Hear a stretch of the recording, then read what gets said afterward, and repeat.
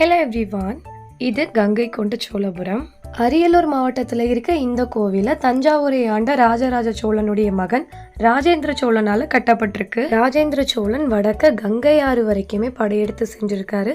அதன் நினைவாக இந்த ஊருக்கு கங்கை கொண்ட சோழபுரம்னு பேர் வந்ததா வரலாறு சொல்லுது. கோவிலுடைய வெளித்தோற்றம் தஞ்சாவூர் பெரிய கோவில் போலதான் இருக்கு. சோழர்களுடைய கட்டிடக்கலையை எடுத்துரைக்கிற மாதிரி இந்த கோவில் அமைஞ்சிருக்கு. 1035 இந்த கோவில் கட்டப்பட்டதா நம்பப்படுது. கங்கை கொண்ட சோழபுரம் பிற்கால சோழர்களின் தலைநகரமாகவும் விளங்கியிருக்கு.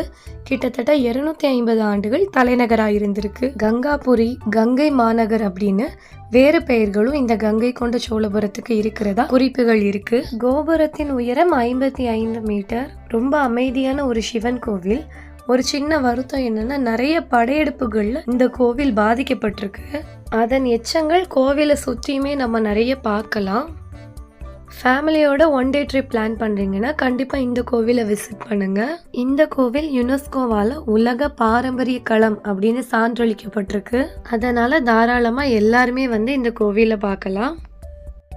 உண்மையை சொல்லணும்னா கோவிலை விட்டு வெளியே வர மனசே இல்லை. கோவிலில் உள்ள ஒவ்வொரு இடமும் பார்க்க அவ்வளோ ரசிக்கிற மாதிரி இருந்துச்சு.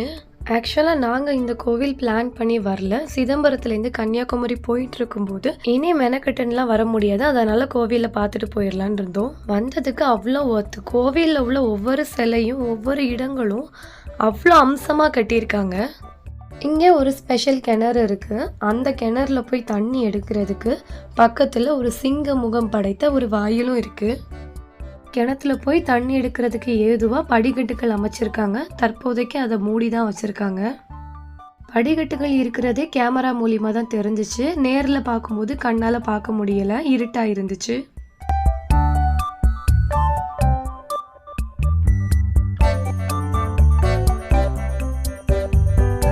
இந்த கிணத்துல தண்ணி எடுக்கிறதுக்காக தான் படிக்கட்டுகள் அமைச்சிருக்காங்க.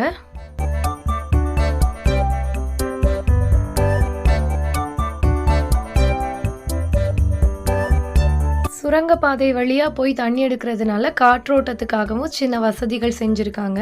அவ்வளோதான். என்னால் முடிஞ்ச அளவுக்கு கங்கை கொண்ட சோழபுரத்தை சுற்றி காட்டியிருக்கேன். இந்த வீடியோ பிடிச்சிருந்துச்சுன்னா நாடியாஸ் டேவுக்கு சப்ஸ்கிரைப் பண்ணுங்கள். தேங்க்ஸ் ஃபார் வாட்சிங்.